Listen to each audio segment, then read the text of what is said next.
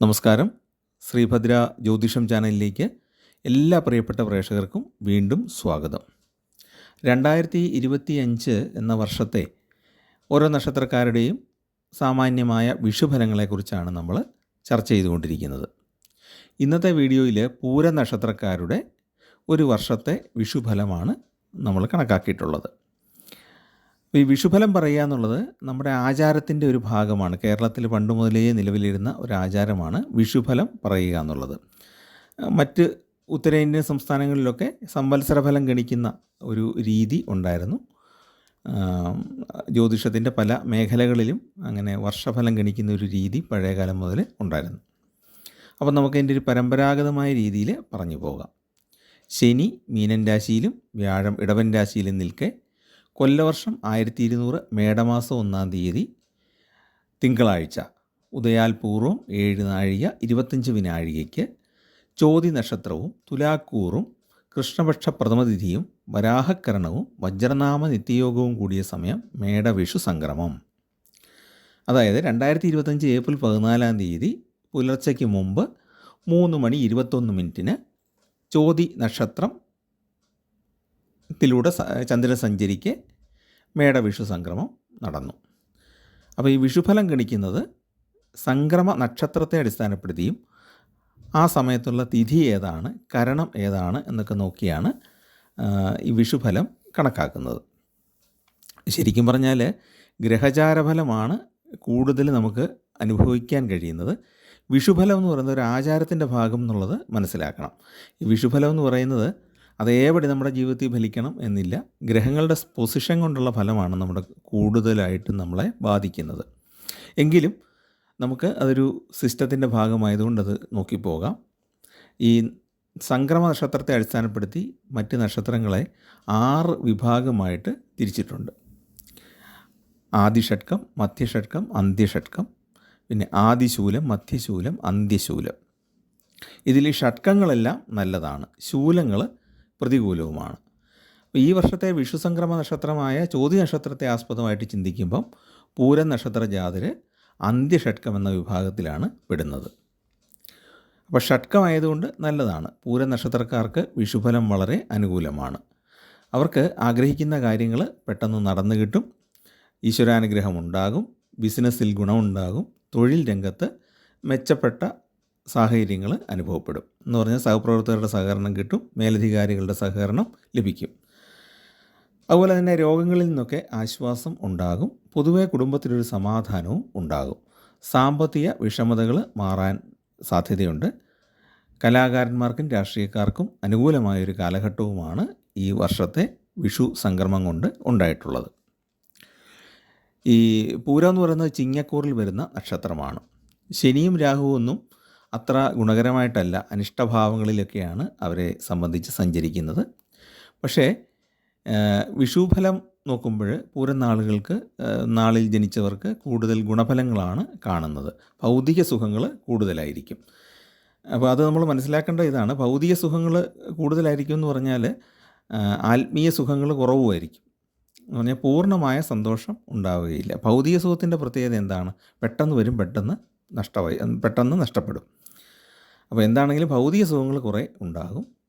സാമ്പത്തികമായ ശോച്യാവസ്ഥയൊക്കെ മാറിയിട്ട് കുറച്ച് മെച്ചപ്പെട്ട അവസ്ഥകളുണ്ടാകും. പല ആദായ മാർഗങ്ങളും തുറന്നു കിട്ടും. തടസ്സങ്ങളുണ്ടായാലും നമ്മുടെ കഴിവ് കൊണ്ട്, അല്ലെങ്കിൽ നമ്മുടെ ഒരു വാചക സാമർഥ്യവും പെട്ടെന്ന് ആക്ട് ചെയ്യാനുള്ള കഴിവുകൊണ്ടൊക്കെ ആ തടസ്സങ്ങളെ മറികടക്കാനായിട്ട് സാധിക്കും. അതുപോലെ ഉന്നതരുടെയൊക്കെ സഹായവും പലപ്പോഴും ലഭിക്കും. വീട് നിർമ്മാണം ഇടയ്ക്ക് മുടങ്ങിപ്പോയിട്ടുണ്ടെങ്കിൽ പോലും അത് പൂർത്തീകരിക്കാനും ഈ സമയത്ത് സാധിക്കുന്നതാണ്. വിദേശത്ത് പോകാൻ യോഗമുണ്ട്. ഉപരിപഠനത്തിനായിട്ടോ ജോലിക്കായിട്ടോ വിദേശത്ത് പോകാൻ സാധിക്കും. അതുപോലെ തന്നെ വളരെ കിടപ്പ് രോഗികളായിട്ടൊക്കെ ഉള്ളവർക്ക്, ഒരുപാട് കാലമായിട്ട് രോഗചികിത്സ ചെയ്തിട്ടും വലിയ മാറ്റം ഉണ്ടാകാത്തവർക്ക് ഈ സമയത്ത് ചികിത്സ കൊണ്ട് ഗുണമുണ്ടാകും. പക്ഷേ ഒരു പ്രത്യേകത എന്താണെന്നറിയോ? ശാരീരികമോ മാനസികവുമായ ബുദ്ധിമുട്ടുകൾ ഇടയ്ക്കിടയ്ക്ക് ഉണ്ടായിക്കൊണ്ടിരിക്കും. അതാണ് ഞാൻ നേരത്തെ പറഞ്ഞത്. ഭൗതികമായിട്ട് നേട്ടങ്ങളുണ്ടാകും, ആത്മീയമായിട്ട് നേട്ടങ്ങൾ കുറവായിരിക്കും.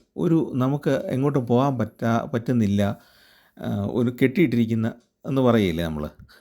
ശരിക്കും ചെയിൻസൊന്നുമില്ല, നമ്മുടെ ശരീരത്തിൽ കെട്ടുകളൊന്നുമില്ല, പക്ഷേ നമുക്ക് സ്വതന്ത്രമായിട്ടങ്ങ് പോകാൻ കഴിയാത്ത രീതിയിൽ അനുഭവപ്പെടുന്നു ഫീലിങ്സ്. ആ ഒരു രീതിയായിരിക്കും തോന്നുന്നത്.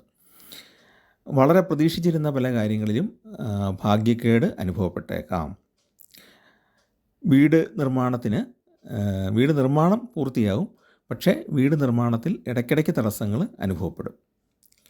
കലാരംഗത്ത് പ്രവർത്തിക്കുന്നവർക്ക് ഗുണകരമാണ്. പ്രശസ്തി ഉണ്ടാകും, പുരസ്കാരങ്ങൾ കിട്ടും.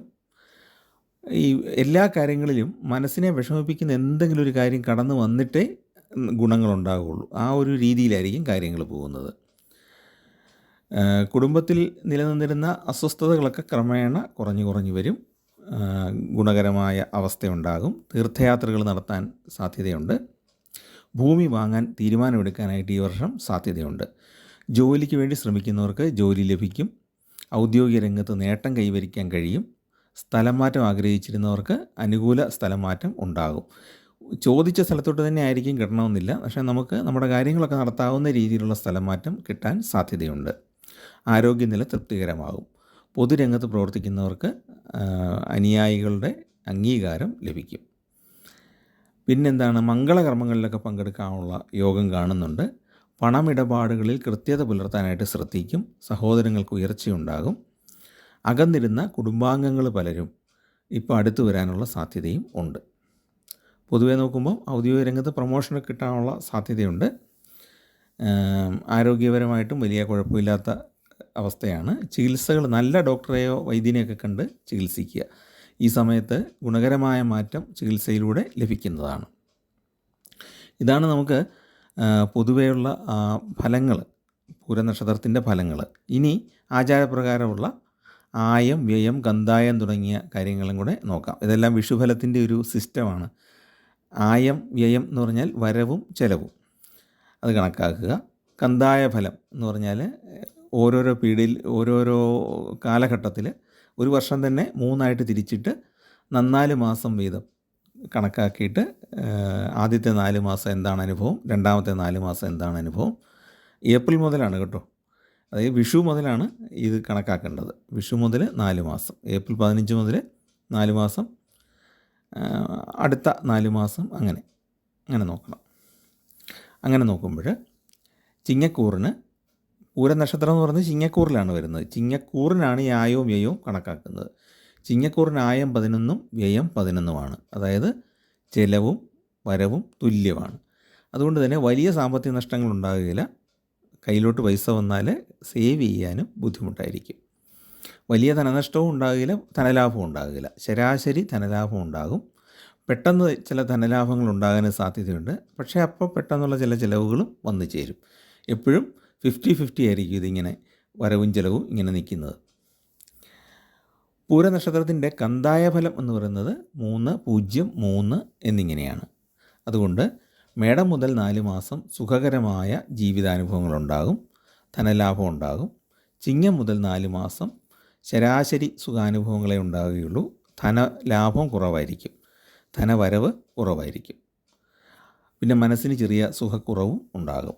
ധനു മുതൽ 4 മാസം ഉയർന്ന രീതിയിലുള്ള ധനലഭ്യത ഉണ്ടാകാനുള്ള സാധ്യതയും ഉണ്ട്.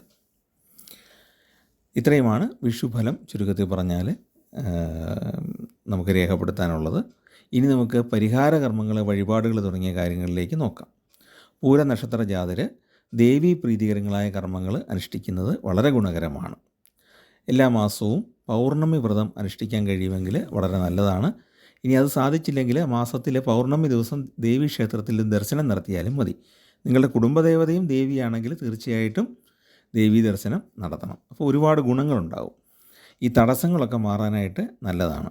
ഗണപതി ക്ഷേത്രത്തിൽ വഴിപാട് ചെയ്യുന്നതും നല്ലതാണ്. ഒരു വിളക്ക് തെളിച്ചാലും മതി. പിന്നെ പൂരനക്ഷത്രത്തിലും അനുജന്മ നക്ഷത്രങ്ങളായ പൂരാടം, ഭരണി നാളുകളിലും ലക്ഷ്മി പൂജ നടത്തുന്നത് വളരെ നല്ലതാണ്. ധനപരമായ കാര്യങ്ങൾക്ക് പ്രത്യേകിച്ചും അത് ഗുണകരമാണ്. പിന്നെ ഇപ്പം നിങ്ങൾക്ക് രാഹുർദശയോ ശനിദശയോ ചന്ദ്രദശയോ ആണെങ്കിൽ ചൊവ്വാഴ്ചയും വെള്ളിയാഴ്ചയും ദേവീക്ഷേത്ര ദർശനം നടത്തി ലളിതാ സഹസ്രനാമമൊക്കെ ജപിച്ചാൽ ഈ ദശാകാല ദോഷങ്ങൾ മാറിപ്പോകും.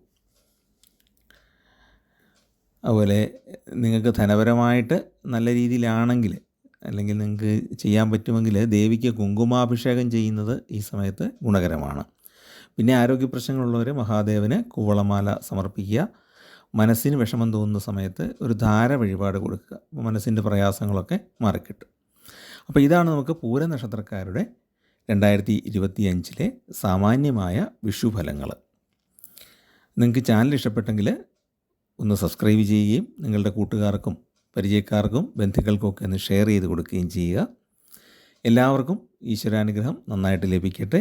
നിങ്ങൾക്കും നിങ്ങളുടെ കുട്ടികൾക്കും എല്ലാം വിജയമുണ്ടാകട്ടെ. അച്ഛനമ്മമാർക്കൊക്കെ സുഖകരമായ ശാരീരികാവസ്ഥ ഉണ്ടാകട്ടെ എന്നൊക്കെ പ്രാർത്ഥിക്കുന്നു. എല്ലാവർക്കും നമസ്കാരം.